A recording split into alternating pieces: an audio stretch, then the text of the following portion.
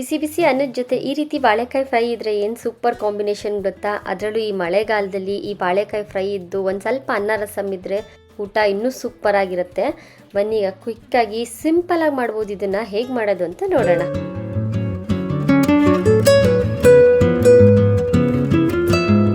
ಇವತ್ತು ನಾನು ಒಂದು ಬಾಳೆಕಾಯಿ ಉಪಯೋಗಿಸಿ ಈ ರೀತಿ ಫ್ರೈ ಮಾಡ್ತಾ ಇದ್ದೀನಿ. ಮೇಲ್ಗಡೆ ಇರೋ ಸಿಪ್ಪೆನ ಒಂದು ಪೀಲರ್, ಸೌತೆಕಾಯಿ ಸಿಪ್ಪೆ ತೆಗಿತೀವಲ್ಲ ಆ ಪೀಲರಿಂದ ನೀಟಾಗಿ ಎಲ್ಲ ಸಿಪ್ಪೆ ತೆಗೆದಿಟ್ಕೋಬೇಕು. ಆಮೇಲೆ ಸೈಜು ಶೇಪು ನಿಮ್ಗೆ ಯಾವ ರೀತಿ ಬೇಕೋ ತೆಳ್ಳಿಗೆ ಅದನ್ನ ಸ್ಲೈಸ್ ಮಾಡಿ ಇಟ್ಕೊಂಡಿರಬೇಕು. ಬಾಳೆಕಾಯಿ ಬಜ್ಜಿ ಎಲ್ಲ ಮಾಡುವಾಗ ಒಂದೊಂದ್ಸತಿ ಸರ್ಕಲ್ ಆಗಿ ಕಟ್ ಮಾಡ್ತೀವಲ್ಲ ಆ ರೀತಿ ಕೂಡ ಮಾಡ್ಕೊಬೋದು. ಇಲ್ಲಾಂದರೆ ನಾನಿಲ್ಲಿ ತೋರಿಸಿದ್ದೀನಲ್ಲ ಈ ರೀತಿ ಬಾಳೆಕಾಯಿನ ಮಧ್ಯದಲ್ಲಿ ಅರ್ಧಕ್ಕೆ ಡಿವೈಡ್ ಮಾಡಿ ಈ ರೀತಿ ಚಿಪ್ಸ್ ಮಾಡೋದಿರುತ್ತಲ್ವ ಸ್ಲೈಸರು, ಅದರಲ್ಲಿ ನಾನು ಸ್ಲೈಸ್ ಮಾಡಿ ಇಟ್ಕೊಂಡಿದ್ದೀನಿ. ತುಂಬ ತೆಳ್ಳಗೂ ಮಾಡ್ಕೋಬೇಡಿ, ತುಂಬ ದಪ್ಪನೂ ಇರಬಾರ್ದು. ನೋಡಿ ಇದು ಪರ್ಫೆಕ್ಟ್ ಸೈಜು, ಇಷ್ಟಿದ್ರೆ ಸಾಕು. ಹೀಗೆ ಬಾಳೆಕಾಯಿನೆಲ್ಲ ನೀಟಾಗಿ ತುರಿದಿಟ್ಕೊಂಡು ಒಂದು ಬೌಲಲ್ಲಿ ಸ್ವಲ್ಪ ನೀರು ಮತ್ತು ಉಪ್ಪು ಹಾಕಿ ಅದನ್ನ ಇಟ್ಟಿರಬೇಕು. ಇಲ್ಲಾಂದರೆ ಬಾಳೆಕಾಯಿ ಎಲ್ಲ ತುಂಬ ಕಪ್ಪಾಗಿಬಿಡುತ್ತೆ. ನೋಡಿ ಇಷ್ಟಾದರೆ ಸಾಕು. ಈಗ ಬಾಳೆಕಾಯಿ ಫ್ರೈ ಮಾಡೋದಕ್ಕೆ ಮಸಾಲೆ ರೆಡಿ ಮಾಡ್ಕೊಳ್ಳೋಣ. ಒಂದು ಪ್ಲೇಟಲ್ಲೇ 1 ಸ್ಪೂನ್ ಆಗುವಷ್ಟು ಅಚ್ಚ ಖಾರದ ಪುಡಿ, ಒಂದು 3/4 ಸ್ಪೂನ್ ಆಗುವಷ್ಟು ಧನಿಯಾ ಪುಡಿ, 1/4 ಸ್ಪೂನ್ ಆಗುವಷ್ಟು ಅರಿಶಿನದ ಪುಡಿ, ಒಂದು ಅರ್ಧ ಸ್ಪೂನ್ ಪೆಪ್ಪರ್ ಪೌಡರು ಮತ್ತು ಒಂದು ಅರ್ಧ ಗರಂ ಮಸಾಲ, ಇದಿಷ್ಟು ಹಾಕಿ ಚೆನ್ನಾಗಿ ಮಿಕ್ಸ್ ಮಾಡ್ಕೊಳ್ಳೋಣ. ಇದ್ರ ಜೊತೆಗೆ ನಾನು 1 ಸ್ಪೂನ್ ಆಗುವಷ್ಟು ಅಕ್ಕಿ ಹಿಟ್ಟು, 1 ಸ್ಪೂನ್ ಆಗುವಷ್ಟು ಚಿರೋಟಿ ರವೆ ಮತ್ತು ರುಚಿಗೆ ತಕ್ಕಷ್ಟು ಉಪ್ಪು ಹಾಕಿ ನೀಟಾಗಿ ಮಿಕ್ಸ್ ಮಾಡಿ ಇಟ್ಕೊಂಡಿದ್ದೀನಿ. ಮಿಕ್ಸ್ ಮಾಡ್ಕೊಂಡಿದ್ದಾದಮೇಲೆ ಈ ಡ್ರೈ ಪೌಡರ್ನೇ ಒಂದ್ಸತಿ ಟೇಸ್ಟ್ ನೋಡಿ. ಉಪ್ಪು ಅಥವಾ ಖಾರ ಏನಾದರೂ ಹೆಚ್ಚು ಕಡಿಮೆ ಆಗಿದ್ರೆ ಅದನ್ನ ನೀವು ಮ್ಯಾನೇಜ್ ಮಾಡ್ಕೊಬೋದು.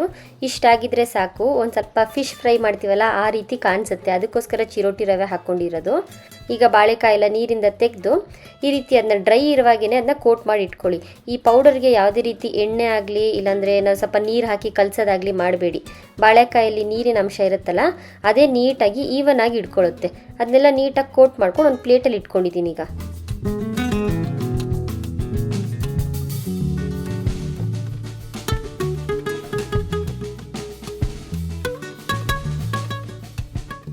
ಈ ರೀತಿ ಮಸಾಲೆನೆಲ್ಲ ಅದಕ್ಕೆ ಕೋಟ್ ಮಾಡಿದ್ದಾದಮೇಲೆ ಒಂದು 10 ನಿಮಿಷ ಅದನ್ನ ಇಟ್ಟರು ಪರವಾಗಿಲ್ಲ, ಇಲ್ಲಾಂದ್ರೂ ಡೈರೆಕ್ಟಾಗಿ ಅದನ್ನ ಫ್ರೈ ಮಾಡ್ಕೊಬೋದು. ತುಂಬ ರುಚಿಯಾಗಂತೂ ಬರುತ್ತೆ. ನೋಡಿ ಇಷ್ಟಾಗಿದೆ. ಈಗ ಒಂದು ಅಗ್ಲಕ್ಕಿರೋ ಪ್ಯಾನು ಇಲ್ಲ ತವಾ ಇಟ್ಕೊಂಡ್ರೂ ಆಗುತ್ತೆ. ಅದಕ್ಕೊಂದು 4-5 ಸ್ಪೂನ್ ಎಣ್ಣೆ ಹಾಕ್ಕೊಂಡು ಈ ರೀತಿ ಎಣ್ಣೆ ಹತ್ರ ಸೈಡ್ಸಲ್ಲೇ ಹಾಕ್ಕೊಂಬನ್ನಿ. ಎಣ್ಣೆ ಇರೋ ಕಡೆನೇ ಹಾಕಿ ಫಸ್ಟು. ಆಮೇಲಿಂದ ಮೇಲ್ಗಡೆ ಸ್ವಲ್ಪ ಸ್ಪೂನಲ್ಲಿ ಎಣ್ಣೆ ಹಾಕ್ಕೊಂಡು ಅದನ್ನ ಫ್ರೈ ಮಾಡ್ಕೊಬೋದು. 4-5 ಸ್ಪೂನ್ ಅಷ್ಟೇ ಎಣ್ಣೆ ತಗೊಳುತ್ತೆ, ಜಾಸ್ತಿ ಏನು ಹಾಕೋದು ಬೇಡ.